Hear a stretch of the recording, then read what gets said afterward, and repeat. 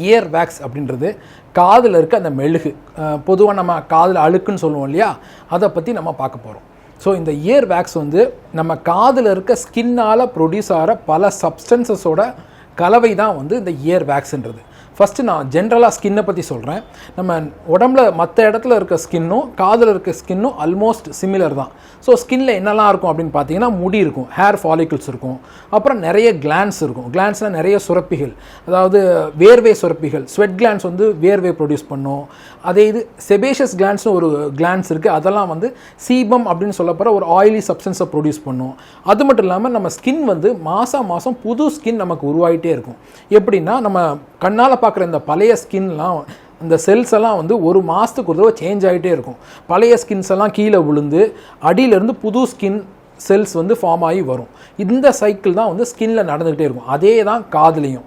So காதில் இருக்க அந்த year wax is nothing but இந்த பழைய டெட் ஸ்கின் செல்ஸ், அப்புறம் ஸ்வெட் கிளான்ஸ், செபேஷியஸ் கிளான்ஸ், அந்த கிளான்ஸோட செக்ரீஷன்ஸ், அப்புறம் நம்மளை சுற்றி இருக்கிற இந்த டர்ட், அழுக்கு, இதெல்லாம் சேர்ந்த ஒரு கலவை தான் இந்த இயர் வேக்ஸ் அப்படின்றது.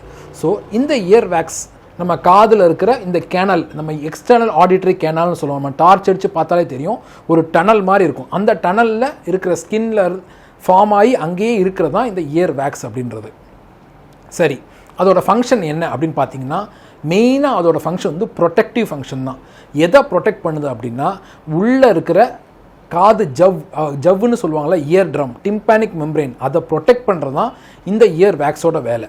ஏன் டிம்பானிக் மெம்பரேனை ப்ரொடெக்ட் பண்ணணும்? டிம்பானிக் மெம்பரேன் அப்படி என்ன இம்பார்ட்டன்ட் அப்படின்னு கேட்டிங்கன்னா, அதுக்கு நான் மெக்கானிசம் ஆஃப் ஹியரிங் உங்களுக்கு சிம்பிளாக சொல்கிறேன். அதாவது வெளியில் இருக்க சத்தம் வந்து நம்ம காது வழியாக, இந்த இயர் மடல் காது வழியாக உள்ளே போய் எக்ஸ்டர்னல் ஆடிட்டரி கேனல் வழியாக பாஸ் பண்ணி டிம்பானிக் மெம்பரேன், இந்த காது ஜவ்வை வந்து வைப்ரேட் பண்ணும். அந்த வைப்ரேஷன்லேருந்து நரம்பு எடுத்துகிட்டு போய் நம்ம பிரெயினில் சிக்னல் கொடுக்குறதால தான் நமக்கு என்ன சத்தம் கேட்குது, எங்கேருந்து கேட்குது, எவ்வளோ அளவு, இதெல்லாம் நம்ம பிரெயின் வந்து கால்குலேட் பண்ணும்.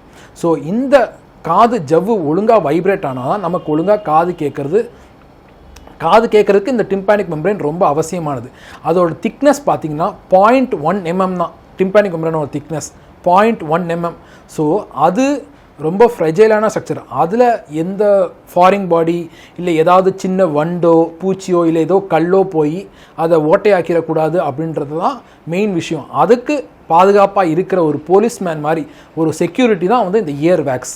எப்படி நம்ம தொண்டைக்கும் வாய்க்கும் டான்சில் வந்து ஒரு செக்யூரிட்டி மாதிரி இருக்குதோ, அதே மாதிரி காது டிம்பானிக் மெம்பரேனுக்கு செக்யூரிட்டி மாதிரி இருக்கிறது தான் வந்து இந்த இயர் வேக்ஸ்.